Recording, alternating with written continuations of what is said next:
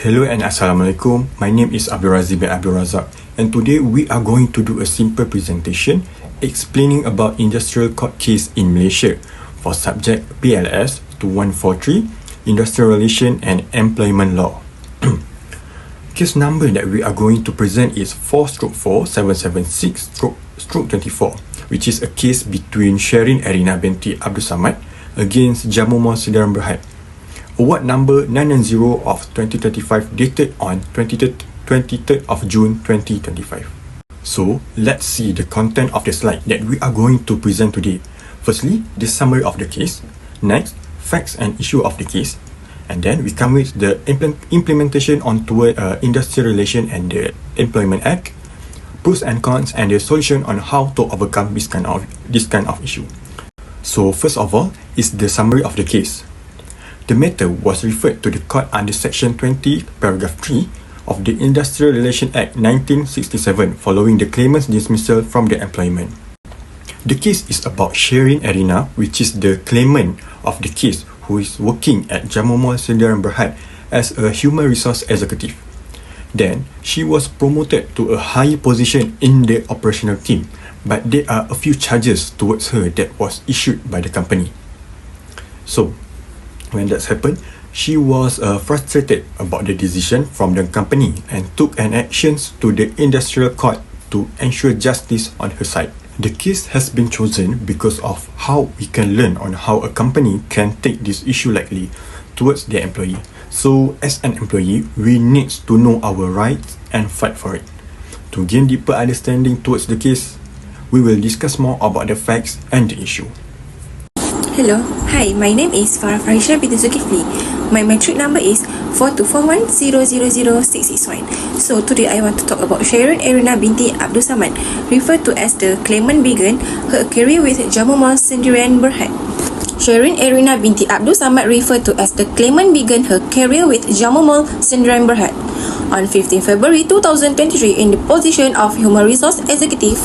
After approximately 5 months of service, the claimant was promoted to the position of Operation Manager via an official email date 14 July 2023. This promotion not only signed a higher level of trust and responsibility placed upon her by the company, but also marked a significant career progression in a relatively short time frame. The Operation Manager role typically include oversight of daily business activities, improving operational efficiency, implementing company strategies, managing teams across departments, and ensuring the smooth functioning of internal system. Along with this promotion, she was confirmed as a permanent employee of the company, thereby solidifying her employment status beyond the typical probation period. On 2 January 2024, the claimant was served a show cause letter with 14 charges of misconduct.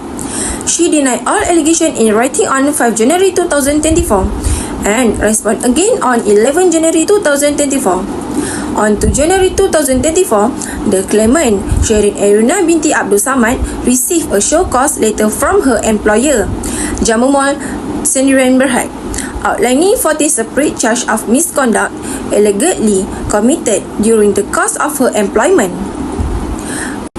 A show cause letter is a formal document issued by an employer requiring an employee to explain or justify their action in relation to alleged wrongdoing before any disciplinary action is taken.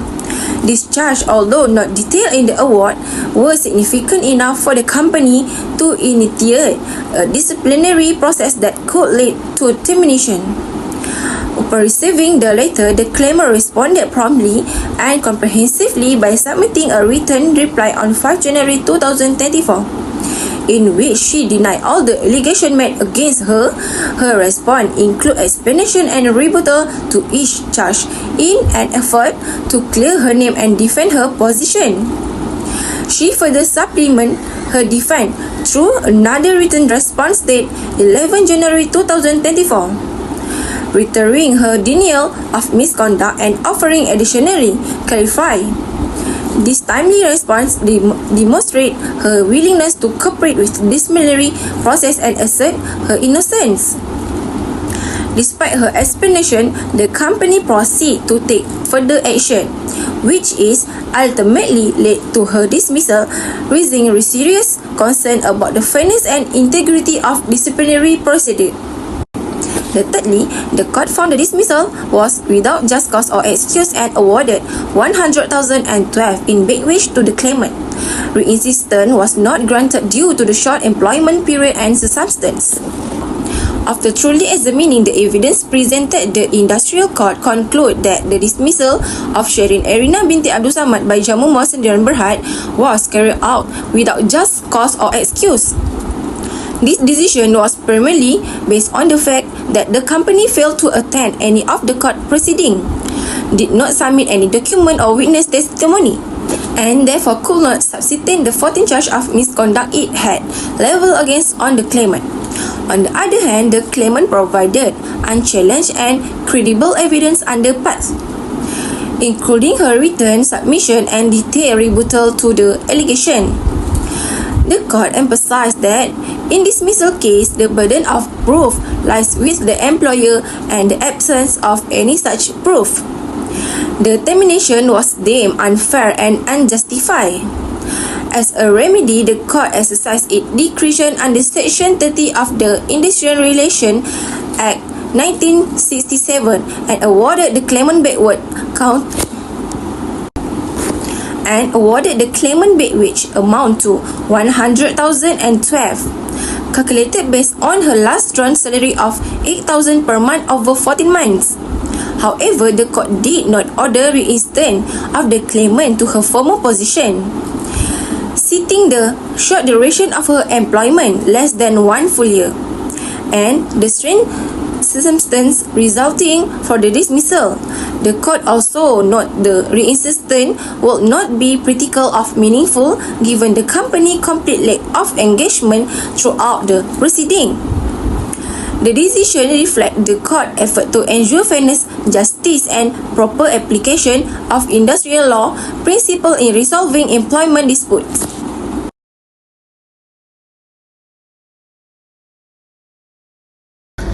Hi everyone, my name is Muhammad Izwan. Today, I will be presenting the legal part of the case Sherin Errina versus Jamumall Sendirian Berhad. This case involves two important employment laws in Malaysia, which are the Industrial Relations Act 1967 and the Employment Act 1955. Under the Industrial Relations Act, especially Section 20, any employee who feels they were unfairly dismissed can bring their case to the industrial court. In Sherin's situation, she was accused of 14 misconduct. She responded and denied all the allegations, but was still terminated by her employer. At the same time, the Employment Act also applies. Section 14 of the Act stated that if an employee is dismissed for misconduct, the company must carry out a domestic inquiry or DI. Section 12 also says that proper notice should be given to her before termination. Unfortunately, in Sherin's case, no inquiry was held and she received very short notice.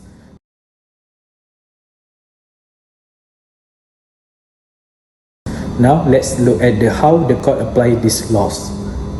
The company did not conduct any inquiry, did not give her proper notice, and most importantly, did not attend the court hearing or submit any proof. Under Section 20 of the IRA, the employer is responsible for proving that a dismissal was fair and justified.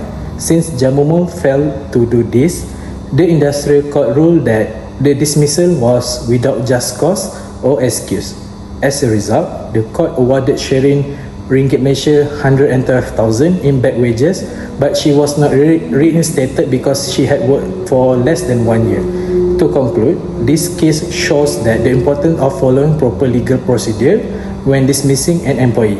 Laws like the IRA and Employment Act exist to protect the employee rights, and if employer ignore this rule, the court can take the employee's side, just like in Sherin case.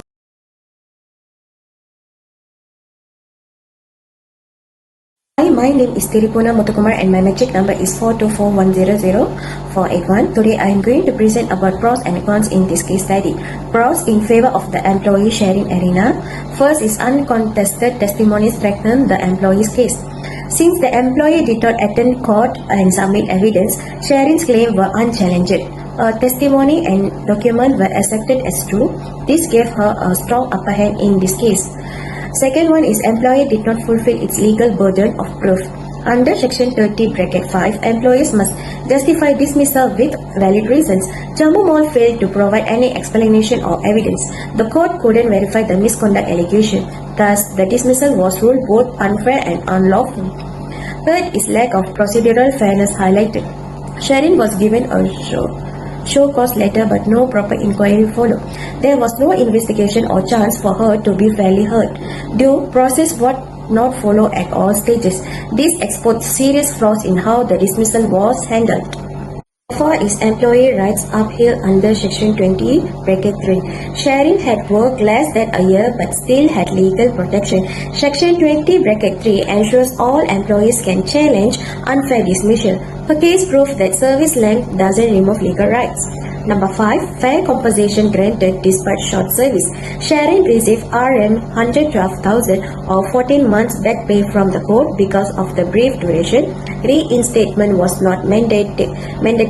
In these situations, the law permits monetary compensation. It reaffirms that even temporary employees are entitled to justice. Now, let me explain about cons in favor of the employer, Jamumall Sendirian Berhad. First is employer's absence resulted in a biased outcome. The company didn't attend court or provide documents. This means the court only heard the employee's side. Even if the dismissal was valid, no defense was made. Ignoring the hearing cost the employer a fair chance. Second is allegations of misconduct were never properly examined. 14 misconduct charges were mentioned but never proven. No witnesses or evidence were submitted by the company. The court couldn't assess if the claims were true. The employer lost its chance to defend and justify dismissal. Third is substantial compensation order despite brief employment. Through Sherin worked less than a year, she was awarded Rm112,000. This caused a major financial loss for the company. It shows how small procedural errors can be costly. Employers must follow legal steps carefully at all times. Risk of undermining employer authority. The case may make employers fearful of enforcing discipline. They might avoid action to prevent legal risk. But the key issue is not discipline, it's a pure procedure. Proper handling protects both company and employees' right. Number 5 is reputational damage to the company. The public ruling made the company appear irresponsible. Failing to defend the case damaged its professional image. Partners, clients, and job seekers may lose trust. It shows how court outcomes can affect public perception. Hi, my name is Lakshmi. Today I am going to talk about how companies can avoid problems like unfair dismissal using the case of Sherin Errina and Jamumall Sendirian Berhad as an example. In this case, the company fired an employee without doing things properly. They didn't investigate the case well and didn't give a chance to explain herself and didn't have a strong evidence. Because of this, the court decided the dismissal was unfair. So how can companies avoid this kind of problem in the future? Firstly, they should follow proper disciplinary steps. That means giving warnings, doing fair investigations, sending a show cause letter, and having a domestic inquiry with the neutral panel. Most importantly, the employee must get a chance to speak up for themselves. Second, they should keep good records, things like contracts, performance reviews, emails, and attendance. Using a system like HRIS can help keep everything safe and easy to find later. Third, manager need training. Some of them may not know well about law, so it's important to teach them about employee rights, company responsibility, and how to handle problems in a fair and legal way. Fourth, companies should have a proper system for employees to share their complaints. If workers feel safe to speak up, some small problems can be solved easily before they turn into big issues. And lastly, companies should check regularly that they are following all the rules. A yearly review or audit can spot mistakes and fix them in a time. So conclusion, this case shows us that not following proper steps can lead to a serious problem. But if a company follows the law or treat employee fairly and keeps things clear and organized, they can avoid problems, things like this, and build a better workplace for everyone. Thank you.